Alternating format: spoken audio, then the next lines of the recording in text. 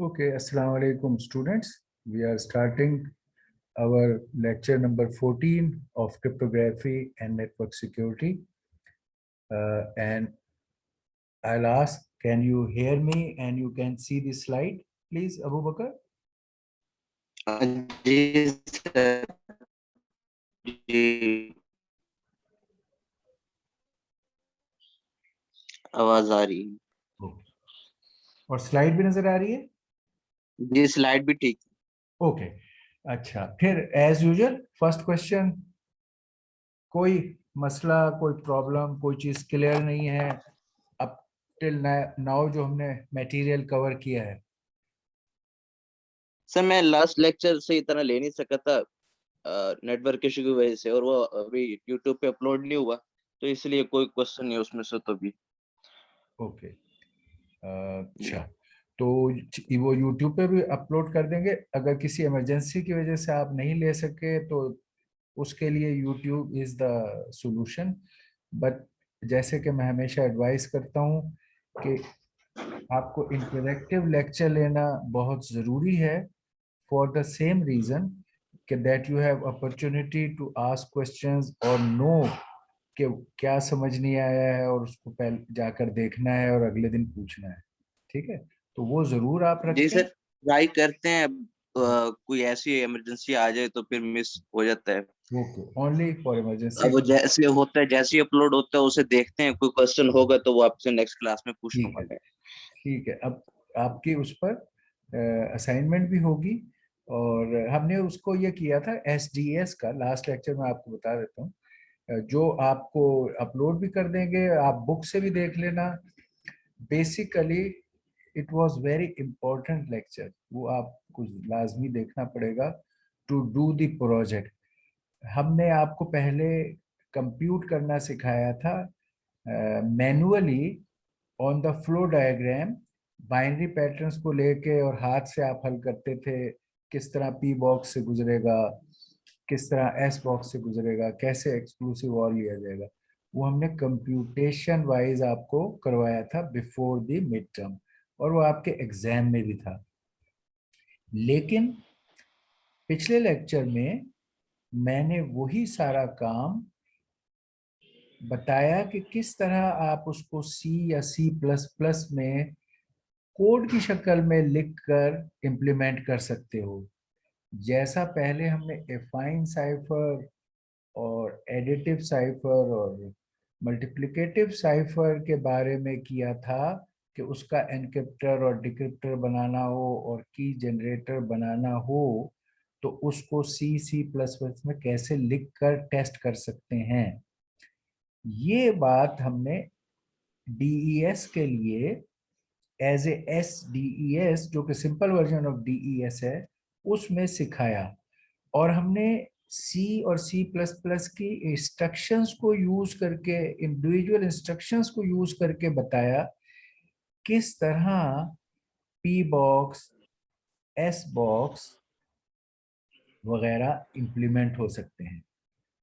ठीक है, तो अब और एक्सक्लूसिव और rotating the thing, swapping and the mixer वगैरह, ये सारे काम जो यही बेसिक फंक्शंस थे जो आपके एसडीएस के फ्लो डायग्राम में इस्तेमाल होते हैं। Different kind of P box, different types of S box, exclusive or function, rotate function, swap function, इनको हमने एग्जैक्ट इंस्ट्रक्शंस ऑफ सी बता के, ओके, सूडो कोड बता के कहा कि इसको इम्प्लीमेंट कैसे करेंगे, क्योंकि जहन में सवाल आता है कैलकुलेशन तो पी बॉक्स आपने टेबल कंसल्ट की तो वो कैलकुलेट हो गया, अब उसको कैसे अरे डिफाइन करें, कहाँ पर बिट्स प्लेस करें, बिट्स को कैसे डिफाइन करें, फिर पी बॉक्स कंसल्ट करके उसकी आउटपुट कैसे निकलेगी, ये सारे इश्यूज हमने एड्रेस किए। It was very important lecture, क्योंकि वो आपको जब आप असाइनमेंट को, प्रोजेक्ट को इम्प्लीमेंट करोगे तो उसमें आपको उसकी यही डिटेल चाहिए होगी। तो अब आप उसको, सर इस प्रोजेक्ट की डेडलाइन तो कल है सर। अच्छा, प्रोजेक्ट की डेडलाइन ये जो आप हाँ कल कौन सा प्रोजेक्ट की डेडलाइन कल है? ये जो आप बता रहे हैं कि डीएस को C++ में इम्प्लीमेंट करना है, ये सर ने मेरे ख्याल से अप्रैल 29 को अपलोड कर दिया था लैब में। ठीक है। और ये पेपर के दरमियान भी इसके नोटिफिकेशन आ रहे थे कि कुछ इसका सबमिशन का डेडलाइन आई थी, फिर एक्सटेंड हो गई थी सबमिशन के। और अभी सही। इसकी ये अब समय कल की लैब में इसकी सबमिशन है। हाँ तो अब ये उसका ये है, जैसे मैंने आपको अभी बताया कि हमने इसको दो पार्ट में आपको सिखाया। एक पार्ट जो हमेशा जब भी आप कोड लिखोगे, ये असल में this was part of our last lecture, जब भी आप कोड लिखोगे तो पहला स्टेप लाजमी है कि आप मैन्युअली उसका जो कुछ प्रोसेस होना है वो कैलकुलेट करो। दैट मेक्स वो योर हार्ड कोडेड वो ठीक है। अच्छा, that why that is important, that makes your test data. क्योंकि अगर आपके पास टेस्ट डाटा नहीं है और आप कोई प्रोग्राम लिखते हो तो आपको पता ही नहीं चलता कि ये क्या ठीक है या गलत है। एक अच्छा, उससे ज्यादा इंपॉर्टेंट ये है कि आप उस प्रोग्राम को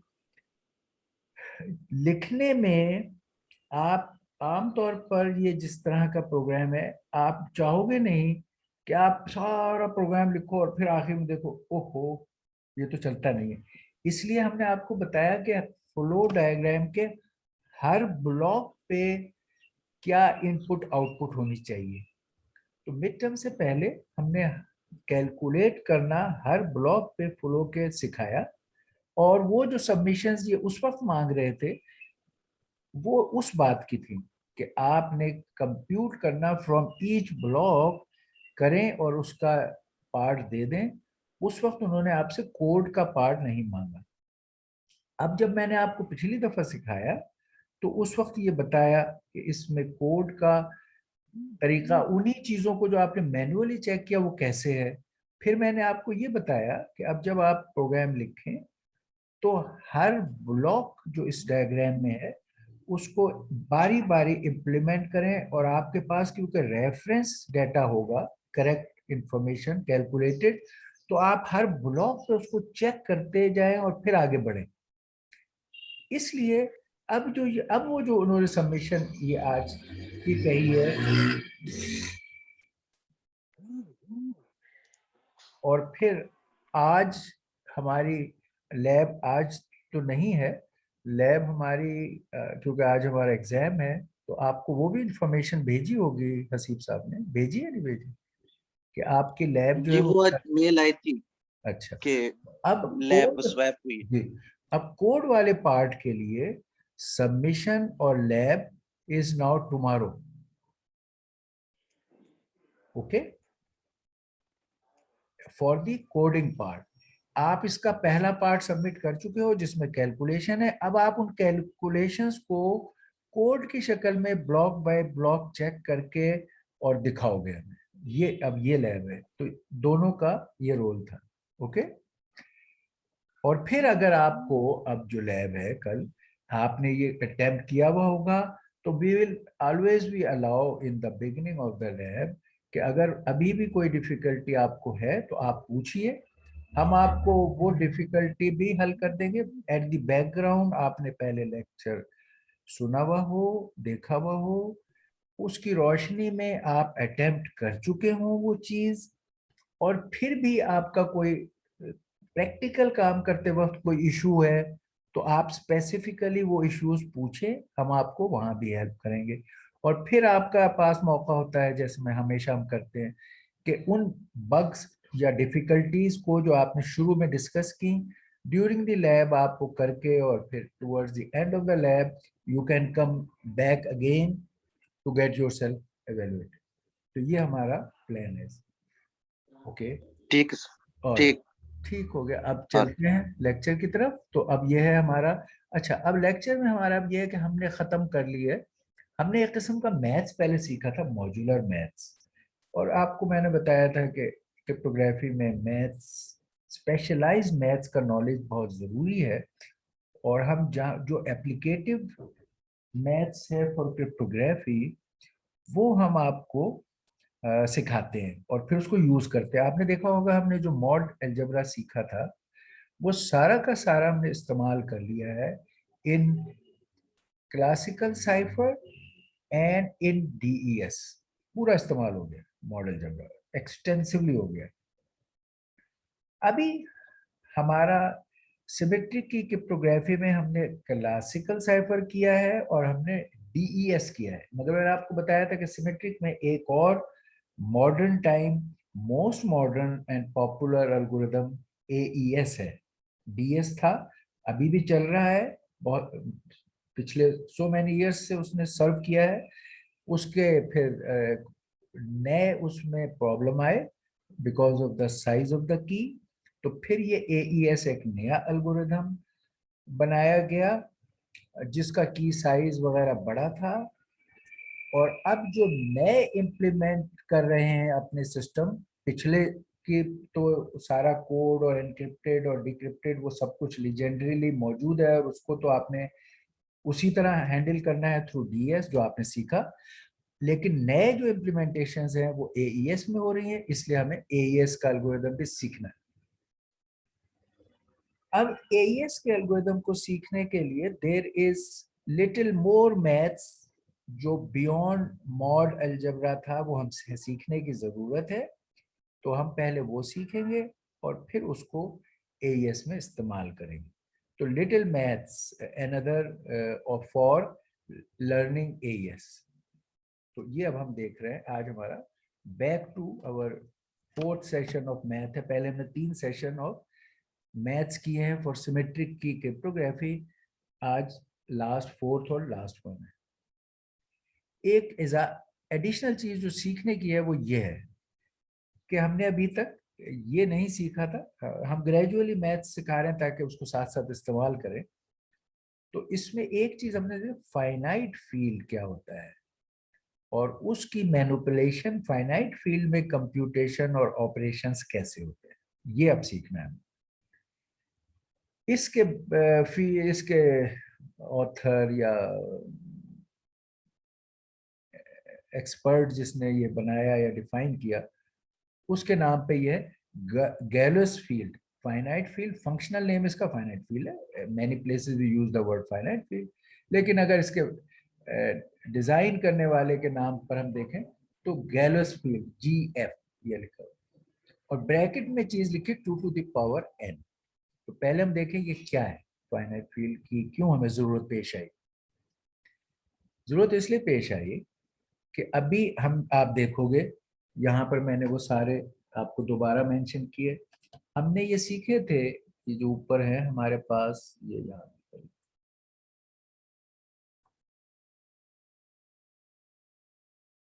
ओके। हाँ, हमने ये सीखे थे मॉड अलजेब्रा सीखा, तो उसमें हमने ZN star ZP star you know it हमने सीखे। ये सेट है ऑल मॉड n के नंबर। ZN स्टार वो सेट है जो मॉड n के नंबरों में जिसके मल्टीप्लिकेटिव इनवर्स भी होते हैं, मगर हमने ZN मॉड n के लिए सीखा। ये था सारे इंटीजर बेस्ड, इनमें हम इंटीजर नंबर इस्तेमाल करते थे। अगर Z9 है तो 0 से लेकर 8 तक, अगर ZN है तो 0 से लेकर n-1 तक इंटीजर नंबर इस्तेमाल करते थे। उनकी डिवीजन, उनका एडिशन, उनकी calculation under the mod operation की हमने और ये सीखा। अच्छा, अब हमें जरूरत पेश आ रही है, जैसे मैंने पहले हमने डीएस में देखा था, डीएस को सिंपलर ऑपरेशन से उन्होंने हल कर लिया, लेकिन एस वालों ने बाइनरी ब्लॉक्स को कंप्यूटेशन में इन्वॉल्व किया और उनको यूज किया।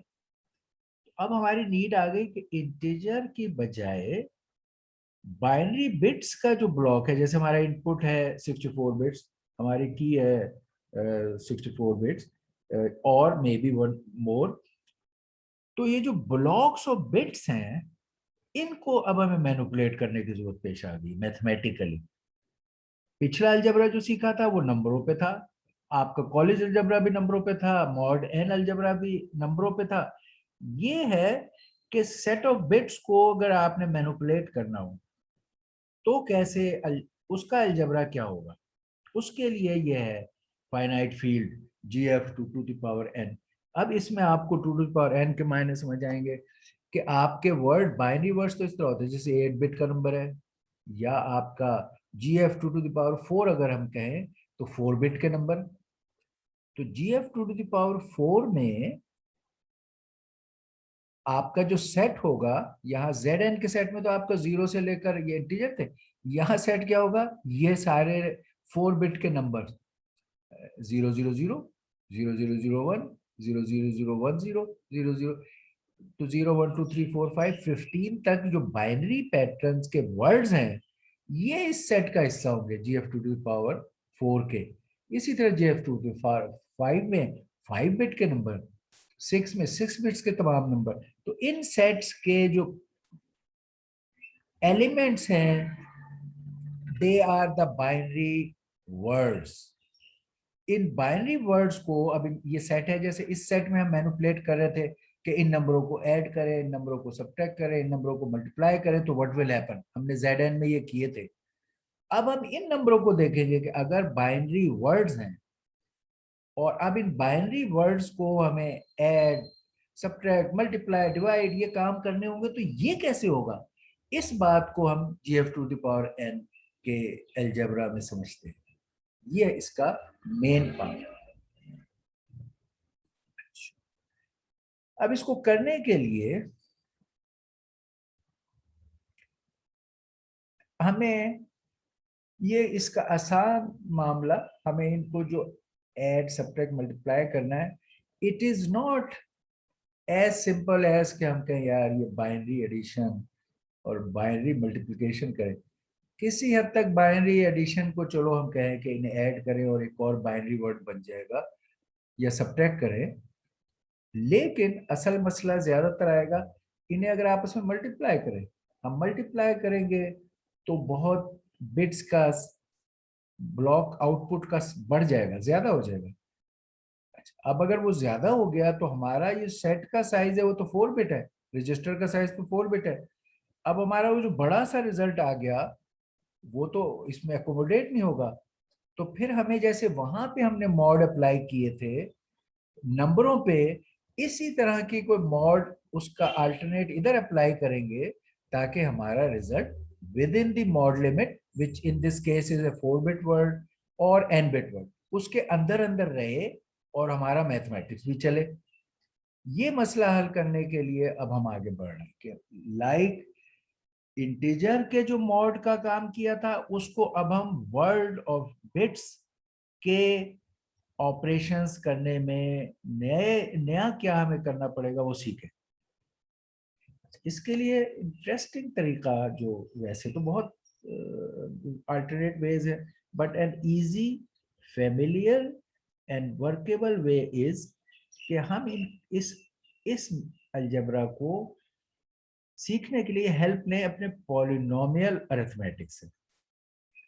हमने कॉलेज अलजेब्रा में पॉलिनोमियल्स को जो होती हैं पावर ऑफ एक्स की शक्ल में, x 2x plus 3x square plus 4x cube plus 7x4, इस तरह के जो पॉलिनोमियल इन x या पॉलिनोमियल इन y, जो भी वेरिएबल, उन्हें हम हेल्प लेंगे उस नॉलेज की टू डू दिस जॉब। अभी हम देखते हैं कि how that knowledge will help us.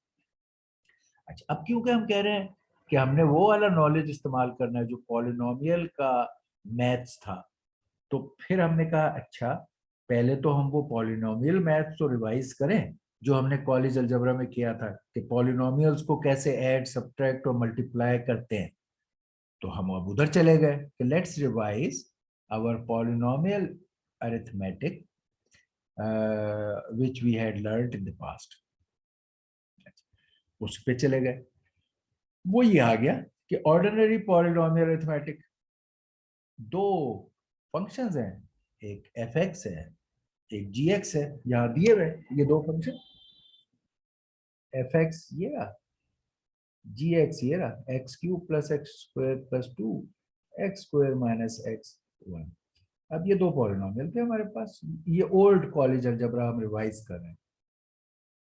हम कहते हैं यार अब हम इन पॉलिनोमियल्स को ऐड करेंगे, सब्ट्रैक्ट करेंगे, मल्टीप्लाई करेंगे, और हमें पता हो कि कैसे करना है, रिवाइज कर लें। Okay, can you people do that? कि मैं कहता हूँ इन दो पॉलिनोमियल्स को ऐड करो, एफ एक्स प्लस जी एक्स, बताओ कर सकते हो? क्यों जी नहीं? सर। कर सकते हैं, कोई मसला नहीं है। कैसे जी करोगे? सर। जी, कैसे करोगे? करो। ये वैल्यूज को आपस में कर देंगे ना जमा। आंसर बताओ। ये दो हैं, x3। एफ एक्स और जी जी जी। एक्स हैं। x3 plus 2x square okay. Minus x square plus 3 आ जाएगा ये। हाँ, माइनस एक्स प्लस थ्री, बिल्कुल सही। ये हमारा जी। नॉर्मल। सब्ट्रैक्ट में होगा तो नीचे के साइन चेंज हो जाएंगे। Multiply, multiply. तो वो जो ऊपर पावर्स हैं वो हाँ ऐड हो जाएंगी। हाँ, तो आप नीचे वाली एक लोगे बारी बारी, x2 को मल्टीप्लाई करोगे ऊपर के पूरे एफ एक्स से ना, x2 मल्टीप्लाई बाय इस होल थिंग। इसको अगर मैं एफ एक्स कह रहा हूं तो x2 multiplied by F x minus x multiplied by F x plus 1 multiplied by F x. और इसकी जो सारी टर्म आएंगी, ये मल्टीप्लिकेशंस बारी बारी करने से, उन्हें फिर इकट्ठा करेंगे ऐड सब्ट्रैक्ट वाले रूल से, उनको एक पावर वाली चीजों को एक जगह इकट्ठा कर लेंगे। ठीक है, ऐसे ही है। ये बात रिकॉल हो गई हमारी। जी सर। अच्छा, अब एक सिर्फ ऑब्जर्वेशन हम देख सकते हैं कि ये जरूर हुआ है कि ऐड सब्ट्रैक्ट में तो हम ये करते हैं, असूल असूल वाइज क्या करते हैं, अभी तो ये सिंपल था, आपने डायरेक्ट भी किया है। ऐड सब्ट्रैक्ट में क्या करते हैं कि एक जैसी पावर वाले चीजों को ऊपर नीचे लिखते हैं। ठीक है, दोनों पॉलिनोमियल में सेम पावर वाले नंबरों को ऊपर नीचे लिखते हैं, और फिर उनके कोएफिशिएंट्स का एक पावर वाले नंबरों के कोएफिशिएंट्स को ऐड या सब्ट्रैक्ट करते हैं। तो ऐड सब्ट्रैक्ट का तो असूल ये है, पहले आप अल्लाह पूरा ये लिखें x3 plus 1x2 plus 2x0। अच्छा, ये x2 है ना, इसके आगे फिर आप लिखें 0x। आपने हर हर स्लॉट को अब देखना है।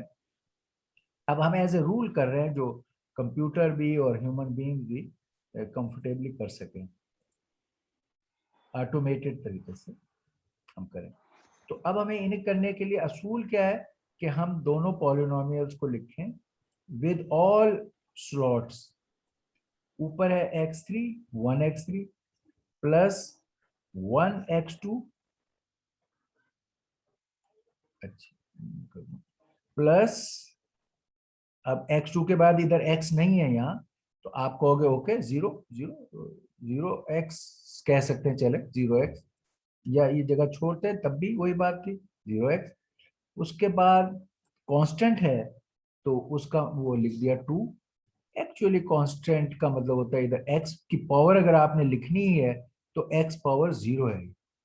ये x पावर 1 था, ये x पावर 0, x पावर 3, 2, 1, 0। इसके साथ आपने इसको खोल के लिखा। अब नीचे उसमें x3 नहीं है तो 0, या 0 है, 0x3, कोएफिशिएंट 0 है इसलिए वो 0 हो गया। x2 है तो plus 1x2।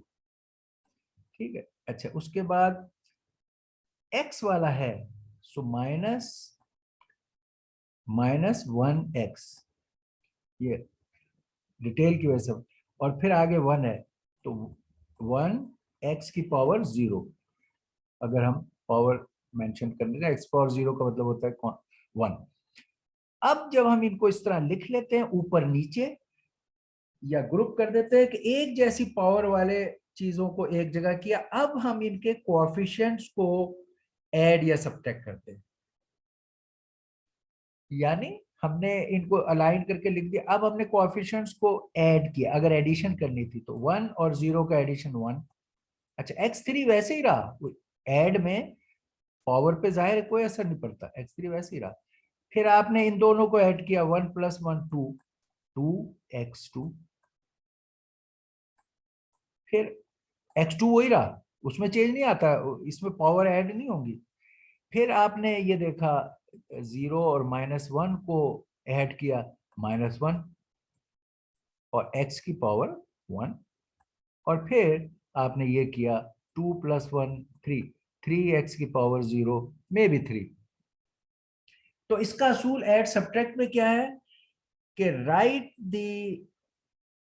write the terms which have the same power of x and then carry out addition or subtraction of the coefficients। ये हमने इसका असूल देखा है, ऑटोमेटेड असूल होता तो ये होता। अच्छा, अब क्या मल्टीप्लिकेशन में हमने कहा कि किसी एक का फर्स्ट को जीएस की टर्म्स को बारी बारी लो और उसको पूरे एफ एक्स की तमाम टर्म्स से मल्टीप्लाई करो। अब जब ये पावर्स के x2 और x3 जैसे मल्टीप्लाई होंगे तो पावर ऐड होंगे, अब नई पावर्स जनरेट हो जाएंगी। इन टर्म्स के कोएफिशिएंट्स भी मल्टीप्लाई होंगे, यानी अगर x2 को आप इस ऊपर वाले से मल्टीप्लाई कर रहे हो तो x2 इस x3 से मल्टीप्लाई होके x5 हो जाएगा, और इसके जो कोएफिशिएंट्स है वो भी मल्टीप्लाई हो जाएंगे। फर्स्ट को इसके साथ 2 था, उसके साथ 3 था, तो 2 × 3 6, और x2 और x3 की पावर ऐड होके x5, 6x5 ऐसा मामला होगा। तो इस केस में new power terms will appear. However, जो भी टर्म्स आप मल्टीप्लाई करते हैं उनके कोएफिशिएंट्स मल्टीप्लाई होते हैं और उनकी पावर्स ऐड होती हैं। ये अब नई बात है मल्टीप्लिकेशन में। डिवीजन में सब्ट्रैक्ट होती पावर। जब ये मल्टीप्लाई होंगी, पावर आपस में ऐड होंगी मल्टीप्लाई में, तो आंसर का पावर बढ़ जाएगी। जैसे इस सवाल को मल्टीप्लाई करें तो हाईएस्ट आपकी टर्म होगी x5 की। अब अगर आपका रजिस्टर मैक्सिमम x3 तक का था, 4 बिट्स तक था, 0 1 2 3, तो x3 तक था, तो अब x5 तो इसमें आएगा ही नहीं। अब आपको मॉड्यूलस की जरूरत पड़ेगी। इसमें मॉड्यूलस एक पॉलिनोमियल होगी जिसकी पावर 4 हो, अगर x4 हो, तो जब उससे आप इस बड़े आंसर को डिवाइड करेंगे तो मॉड लेके उसका जो रिमाइंडर होगा वो हमेशा उस x4 से कम होगा, यानी कि x3 के अंदर अंदर होगा। तो इसलिए मल्टीप्लाई में आपको रिजल्ट को रेंज में रिड्यूस करने के लिए मॉड्यूलस वाला पॉलिनोमियल जरूरी है जिससे आप मॉड लें। ये है हमारा सारा राज जो हमें सीखना है पॉलिनोमियल के। ऑर्डिनरी मैथ, यहाँ इंटीजर मैथ इस्तेमाल कर रहे थे हम, उससे वो असूल सीख लिए कि कैसे पॉलिनोमियल्स को मल्टीप्लाई करने और पॉलिनोमियल्स को ऐड सब्ट्रैक्ट करने में तरीका जनरल इस्तेमाल होता है। That is done. अब we are ready for GF two the power n thing जो हमें सीखनी है बाइनरी के लिए। अच्छा जी, बाइनरी के केस में क्या होगा? एक तो जैसे मैंने बताया कि अगर GF two the power n है तो n बिट के बाइनरी वर्ड्स को ये डील करेगा। अच्छा, अगर GF टू द पावर 4 है, इसका मतलब 4 बिट्स के नंबरों की कैलकुलेशन करनी है। अब सवाल पैदा ये होता है कि अभी हम आपसे बात कर रहे थे पॉलिनोमियल की, और सडनली हमने अब कहा ओके बाइनरी वर्ड्स, तो क्या ताल्लुक है पॉलिनोमियल में और हमारे इन बाइनरी वर्ड्स में जिनको हमने काम करना है? There is a very good 1-to-1 correspondence, जिसकी वजह से हमने पहले से ये तय किया कि हम पॉलिनोमियल अलजेब्रा से हेल्प लेंगे अपना ये काम करने के लिए। तो पहले ये रिलेशन देखें, how binary words and polynomials are related with each other, उनका आपस में क्या कनेक्शन है, वो यहां पर हम शो कर रहे हैं कि अगर ये तो पिछला है जिसकी कैलकुलेशन हमने अभी डिस्कस कर लिया, आपको दिखा दी।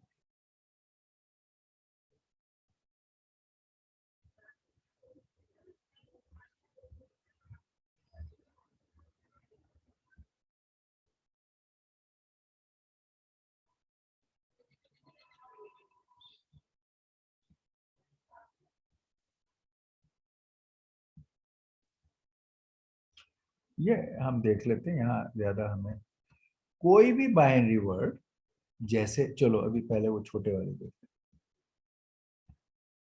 आपको अगर पॉलिनोमियल दी हुई है और आपको उसको बाइनरी में हम कहते हैं एक पॉलिनोमियल दी हुई है, ये एफ एक्स और जी एक्स। अगर मैं कहूं इस पॉलिनोमियल को बाइनरी वर्ड में कन्वर्ट करो, ठीक है, आपको ये तो बताएंगे कि कितने बिट का मैक्सिमम रजिस्टर है आपके पास। हम कह रहे हैं 4 बिट का रजिस्टर है। ओके, चले इसको बाइनरी वर्ड में बनाना है 4 बिट के रजिस्टर में, तो हम ये करेंगे।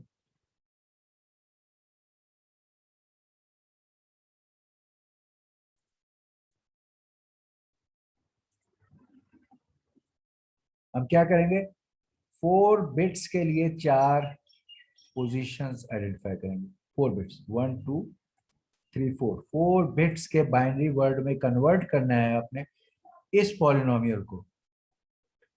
तो जनाब x0 के कॉरस्पॉन्डिंग ये पोजीशन है। जैसे 2 टू द पावर 0 नहीं होता था 2 to the power 1 to the binary word में, इसी तरह अब पॉलिनोमियल में ये x0 से कॉरस्पॉन्ड करता है, ये पोजीशन x1 से कॉरस्पॉन्ड करती है, ये पोजीशन x2 से कॉरस्पॉन्ड करती है, और ये पोजीशन x3 से कॉरस्पॉन्ड। इसलिए हम कह रहे हैं कि ये 4 बिट वर्ड है, और ये GF2 टू द पावर 4 कहला रहा है, इसलिए कि हम GF2 टू द पावर 4 में कर रहे हैं, क्योंकि हम 4 बिट के नंबरों पे काम करेंगे। तो अगर ये पॉलिनोमियल है और इसको मैंने वर्ड की शक्ल में देखना है, तो x3 का यहाँ टर्म मौजूद है, तो x3 के साथ हम कहते हैं 1 है, क्योंकि ये मौजूद है तो यहाँ 1 है, तो x3 के साथ यहाँ 1 आ गया। x2 इसमें है, उसके साथ भी 1 है, ये मौजूद है टर्म 1। अब इसमें x आगे नहीं है, तो उसके साथ हो गया 0, क्योंकि वो वैन। इसमें हमारे पास कांस्टेंट भी नहीं है, यानी कि x0 वाली टर्म भी नहीं है, 0।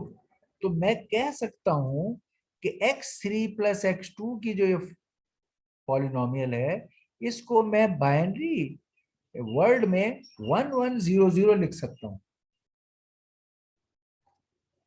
और अगर मैं इसकी बजाय आपको कहता मेरा वर्ड जो है वो है 1100, तो और बताओ कि यार इसका पॉलिनोमियल बनाओ, तो आप कुछ भी नहीं, आप पहले के साथ x0 से मल्टीप्लाई करें, दूसरे को x1 से मल्टीप्लाई करें, तीसरे को x2 से मल्टीप्लाई करें, चौथे को x3 से मल्टीप्लाई करें, तो आपकी ये पॉलिनोमियल बन जाएगी। तो आप पॉलिनोमियल से बाइनरी वर्ड और बाइनरी वर्ड से पॉलिनोमियल बना सकते हैं। इसी तरह ये अगले का, ये x2 x और 1 है, तो इसका क्या होगा, 4 बिट वर्ड, इसमें x3 नहीं है तो 0, ठीक है। इसमें x2 है 1, x है 1, 1 है, ओके 1, तो ये बन गया 0 1 1, ये वाला, और ये बना 1100। ये आप देख रहे हैं, अगर मैं आपको ये बाइनरी ये दे देता और कहता इसकी पॉलिनोमियल बनाओ, तो आप ये बनाते, ये। तो पॉलिनोमियल से बाइनरी वर्ड और बाइनरी वर्ड से polynomial banana is directly possible, ठीक है।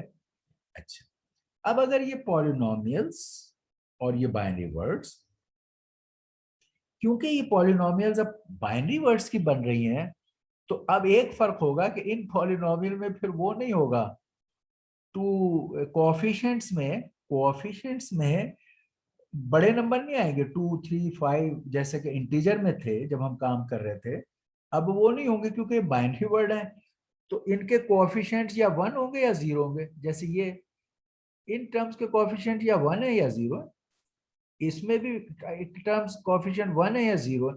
इट्स नॉट पॉसिबल कि इसमें अब हम कहें कि कोएफिशिएंट जो है वो 7 है, 5 है, 2 है, क्योंकि तो ये तो बाइनरी वर्ड्स की पॉलिनोमियल्स हैं। अच्छा, अब सवाल ये हो गया, ये काम भी हो गया। अब हम कह रहे हैं चलो भाई, वही वाली बात, एडिंग ऑफ पॉलिनोमियल्स और subtracting of polynomials, multiplying of polynomial, जो अभी हमने पीछे किया था।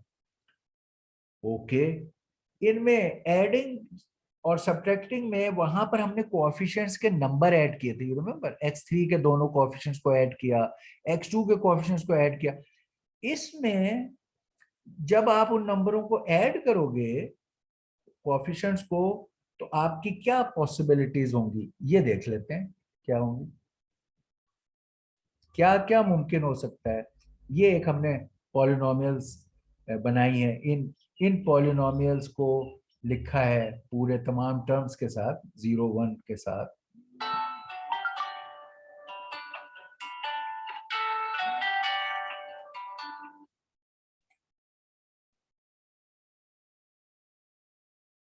हेलो, हाँ हेलो, वालेकुम अस्सलाम, जी जी।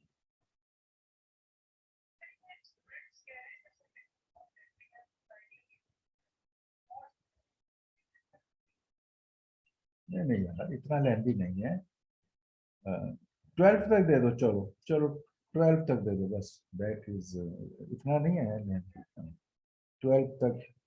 मगर फिर क्या कि अब आप, चलो फिफ्थ सबमिशन को किसी को, ओके ओके ओके, ऑल अच्छा, ओके। तो अब हम कह रहे हैं कि ये अब एग्जाम्पल दिखा रहे हैं कि जो मैंने अभी बात की कि ये एक पॉलिनोमियल है, यहाँ दो पॉलिनोमियल्स दिए हुए हैं, उन पॉलिनोमियल्स को मैंने लिखा विद ऑल द टर्म्स 0 और 1 के साथ। इनके देखो, इनमें इन पॉलिनोमियल में अब कोएफिशिएंट वो 3 4 5 वाले नहीं होंगे, या 0 वाला होगा या 1 वाला होगा, क्योंकि ये बाइनरी वर्ड्स के पॉलिनोमियल है, तो इनमें अब वो 3 4 5 का चक्कर नहीं है, कोएफिशिएंट्स कैन बी 0। अब इन्हें जब ऐड करोगे तो हमें ऐड करने की जरूरत कोएफिशिएंट को जब पड़ेगी, तो हमारे ये केसेस होंगे, या हम 0 को 1 में ऐड करेंगे, या 1 को 0 में ऐड करेंगे, या 1 को 1 में ऐड करेंगे, या 0 को 0, बस ये चार पॉसिबिलिटीज हैं ऐड करने की या सब्ट्रैक्ट करने की। ठीक है, अब इन कोएफिशिएंट्स की एडिशन कैसे हम करें। एक तो नॉर्मल मैथ से भी देखें तो 0 और 1 का सम तो 1 होता है, 1 और 0 को ऐड करने का सम भी 1 होता है। अच्छा, 0 और 0 को ऐड करने का सम भी 0 होता है, यहां तक तो ये बड़ा ऑब्वियस है। थोड़ा सा प्रॉब्लम आता है कि जब 1 और 1 को ऐड हम करें तो फिर क्या होगा, फिर क्या होगा। सर जी अब सर ये जो आपने स्टेप समझाया पॉलिनोमियल से बाइनरी और बाइनरी से पॉलिनोमियल, ठीक है, ये वाला तो रिपीट कर दें एक दफा ओके। चले, प्लीज।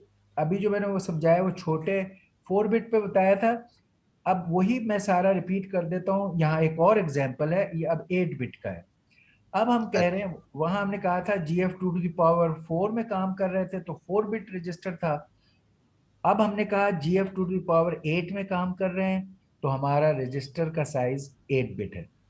तो अब हम 8 बिट के नंबरों को और 8 टर्म्स की पॉलिनोमियल को डील करेंगे इसमें, ठीक है, वही सर ये एग्जांपल। बाइनरी की तो समझ आ रही है, लेकिन ये बाइनरी के साथ जो पॉलिनोमियल हम यूज कर रहे हैं ये क्यों यूज कर रहे हैं, मतलब एक्स की वैल्यू हम यूज कर रहे हैं, हाँ, कोफिशिएंट ये क्या वेरिएबल जो होता है ओके, हाँ ये एक्स, सवाल ये ज्यादा, क्यों यूज कर रहे हैं हम। हाँ मतलब बाइनरी की एडिशन हाँ तो हो रही है, ठीक है, ये अपने आगे दो लेके उसे वो वन में कर दिया, जीरो हाँ, वन में जवाब आ गया ठीक है, आप, हमारा हाँ आंसर। लेकिन हाँ एक्स जो हाँ, हो रहा है ये क्यों, ये ये क्यों है, थोड़ा हाँ explain कर दो। हाँ, असल में अगर हम ये एक्स से हमने जो पॉलिनोमियल हमें जब मैथ्स आता था, उससे हमने देखा कि यार ओहो, जब हम बाइनरी वर्ड्स को ऐड सब्ट्रैक्ट मल्टीप्लाई डिवाइड करेंगे, तो इसमें हमें अपनी इस नए जोन में गलतियों को अवॉइड करने के लिए, एरर्स को अवॉइड करने के लिए,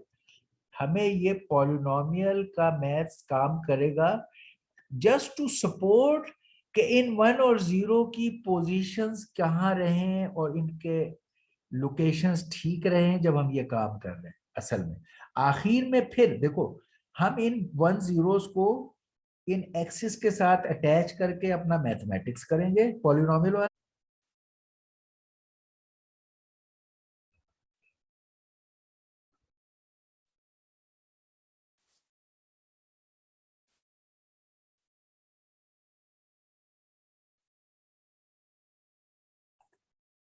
अच्छा जी अबू बकर। अच्छा, हाँ आपने बड़ा रेलेवेंट सवाल पूछा। हम ये सिर्फ ना सपोर्टिंग कि यार ये वन और जीरोस अपनी पोजीशन में कहाँ लिखे जाएंगे जब हमने बिट्स को मैनिपुलेट करना था, उसकी मैं आपको थोड़ा सा मिसाल बताता हूँ। हम डायरेक्ट भी बाइनरी मैनिपुलेशंस जानते थे पास्ट में, लेकिन अब जब ये मॉड्यूलस वाला मामला आया तो हम उसमें जरा फंसे। वरना वरना देखो क्यों हमने ये किया, मैं आपको बताता हूँ। हमें यही काम कि दो बाइनरी नंबर हैं, जैसे इस केस में दो बाइनरी नंबर हैं, आपको कहते हैं यार इन्हें ऐड करो, तो हम कहते हो ओके बाइनरी नंबर है, ये एक बाइनरी नंबर है, वही 4 बिट्स की एग्जांपल है तो 1011 और ये है 1101, ये दो बाइनरी नंबर है, इन्हें ऐड करना। कैसे करेंगे? हम अक्सर जानते हैं, हम ऐड को जानते हैं, सब्ट्रैक्ट भी जानते हैं। तो क्या करते, हम कहते हैं यार वन और वन, ये अब बाइनरी एडिशन हो रहा है, वन और वन के एडिशन का रिजल्ट क्या होगा? जीरो। जीरो। क्यों? कि आपका सिंगल बिट ये रजिस्टर है, जैसे हाफ एडर होता है, उसका आपने रिजल्ट बताना है हर जगह। तो आपने वन और वन का अगर आप नंबरों वाइज देखते तो टू, मगर आप टू है तो उसका आप कहोगे नहीं मैं तो मॉड टू पे काम कर रहा हूँ। आपके वन जीरो का अगर मैथमेटिक्स है तो एक्चुअली आप मॉड टू पे काम कर रहे हो, तो टू का अगर आप मॉड लोगे तो जीरो। इसलिए आप कहोगे कि जी। वन और वन को ऐड करने से मेरा रिजल्ट जीरो है, जीरो और वन को ऐड करने से आप कहोगे मेरा रिजल्ट वन है, और जीरो और वन से ये वन। फर्स्ट सर को जो जी जी। ये वन और वन जीरो तो कैरी नहीं चला जाएगा? अच्छा, इनमें इसमें अब ये वो वाली बातें थी जो हमें देख, इसमें ये जो GF टू द पावर का अलजेब्रा है, इसमें आप इंडिविजुअल बिट्स के लेवल पर ये काम करते हो, लाइक ए हाफ एडर। आप हर बिट पर एक इंडिपेंडेंट हाफ एडर इस्तेमाल कर रहे हो अगर आपने ऐड के एंगल से देखना है। तो they are not carry forward नहीं हो रही, ये इंडिविजुअल इस बिट का ऑपरेशन करना है आपने, इस बिट का करना है इस बिट में। तो इसलिए इसके जो वर्किंग का बिहेवियर है, इन दो वर्ड्स को जब आपने करना है तो वन और वन से जीरो आ रहा है, वन जीरो से वन, जीरो वन से वन, जीरो जीरो से जीरो। ये वाला काम आप एडिशन बाय मॉड टू करोगे तब भी आप सही ले सकते हो। ये वाला काम अगर आप सब्ट्रैक्शन करोगे, सब्ट्रैक्शन विद मॉड टू करोगे तब भी ये आंसर सही आ जाएगा। लेकिन सबसे ज्यादा अच्छा क्या है कि आप अगर एक्सक्लूसिव और अप्लाई करोगे तो आसानी से यही आंसर आ जाएगा। तो एडिशन और सब्ट्रैक्शन करना हो जब भी कभी हमें बाइनरी वर्ड्स का, तो हमें उनका एक्सक्लूसिव और ले लेना चाहिए है, यानी प्लस वन के साथ मॉड टू करना is same as minus one के साथ मॉड टू करना is same as exclusive or लेना। ये तीनों एक ही रिजल्ट हमें देंगे। हमारे लिए सबसे आसान ये है कि इनको हम एक्सक्लूसिव और करें, one one is zero, one zero is one, zero one is one, zero zero zero. तो इसमें लोकल पोजीशंस की बाइनरी ऑपरेशंस हैं, इसलिए क्योंकि लोकल पोजीशन का बाइनरी ऑपरेशन है, that suits us as a this. ये जो जब हम पॉलिनोमियल में कर रहे हैं तो ये वो इंश्योर कर रही है कि इस पोजीशन के हमें अलाइन करने थे ना कि एक जैसी पावर वाले कोएफिशिएंट्स एक जगह लिखें, तो हमें पॉलिनोमियल फोर्स कर देगी। इसलिए हमने किया, हम ये एक्स हमारे इस कैलकुलेशन में कायम नहीं रहेंगे, हमने खाली इन बाइनरी वर्ड्स को प्रॉपर जगह पर प्लेस करने के लिए इनसे हेल्प ली, और हमने यही काम किया। जब हमने ये एडिशन कर लिया और हमारा ये आंसर आ गया, अब हम इसमें से दोबारा बाइनरी वर्ड को सिप आउट कर लेंगे। यानी अगर हमारा ये आंसर आया तो इसको हमने दोबारा बाइनरी में लिखा, तो ये हो गया विच इज ऑलमोस्ट इक्वलेंट कि हम दोनों बाइनरी वर्ड्स को लिखते और इन रूल्स को जहन में रखते हुए एडिशन करते और हमारा यही रिजल्ट आता। अच्छा, यहाँ तक काम आसान है, असल में यहाँ मसला इतना सीरियस नहीं था। मसला ये है कि जब इन्हें मल्टीप्लाई करेंगे हम, फिर आ जाएगा मसला। फिर आप देखेंगे कि ये आपने कोई, ये एक x3 वाले को x5 से मल्टीप्लाई, x8 आ गया। अब आपके पास बाइनरी वर्ड 8 बिट के थे, अब x8 को आप लिख ही नहीं सकते। x8 का मतलब होगा कि अब आपके पास 9 बिट का रिजल्ट है। अब असल प्रॉब्लम अब आया है जिसके लिए हमने ये पॉलिनोमियल मैथ से हेल्प ली। अब हमें उस बाइनरी रिजल्ट जो मल्टीप्लाई करने से आता, इन दो को आप मल्टीप्लाई करते तो एक बाइनरी रिजल्ट, अगर बाइनरी ऑपरेशन से भी मल्टीप्लाई करते तो एक बड़ा सा बाइनरी नंबर आ जाता, डबल साइज का। अब आप इसको कैसे बताएं कि यार मेरा आंसर तो रजिस्टर साइज से बाहर निकल गया, अब क्या करूं? तो अब करने के लिए आपको इसे रिड्यूस करना है। जैसे मॉड अलजेब्रा में था, आपके पास एक बाइनरी पैटर्न होना चाहिए जिससे आप इसको डिवाइड करें। एक बाइनरी पैटर्न हो, आपको पता हो मॉड के तौर पे एक बाइनरी पैटर्न बताओ, उससे डिवाइड करें, आपका जो रिमाइंडर आएगा वो रेंज में होगा इसी 8 बिट के अंदर, आपका मसला हल हो जाएगा। आप ये सारा काम इन्हीं बाइनरी वर्ड्स में करते रहते और ये कर लेते। लेकिन हमने देखा कि बाइनरी के जो अपने असूल हैं वो हमें इतने, हम उससे फेमिलियर नहीं है पोजीशंस के लिहाज से। हमने कहा यही काम हम वहां कर रहे हैं with the help of polynomial. Polynomial ये तय कर रहा है कि यार अब ये बाइनरी बिट की पोजीशन उधर चली गई है, x8 पे निकल गई है और बीच में 0 आ गए, या इसकी पोजीशन x1 पे चली गई। इनमें जो पोजीशनों का शिफ्टिंग है वो पॉलिनोमियल हमें आम समझ वाइज बहुत हेल्प कर देता है, इसलिए हमने पॉलिनोमियल इस्तेमाल किया। जब आप एक्सपर्ट हो जाओगे किसी स्टेज पे तो आप कहोगे यार मैं ये डायरेक्टली ये काम करता हूँ और मैं सारी चीजों का ख्याल रख सकता हूँ, फिर हम आपसे यस, आखिर में हम कहेंगे ओके, कंप्यूटर बेस्ड अप्रोच में आप वो सारे ख्याल रखें और बाइनरी में ही डील करें। समझे?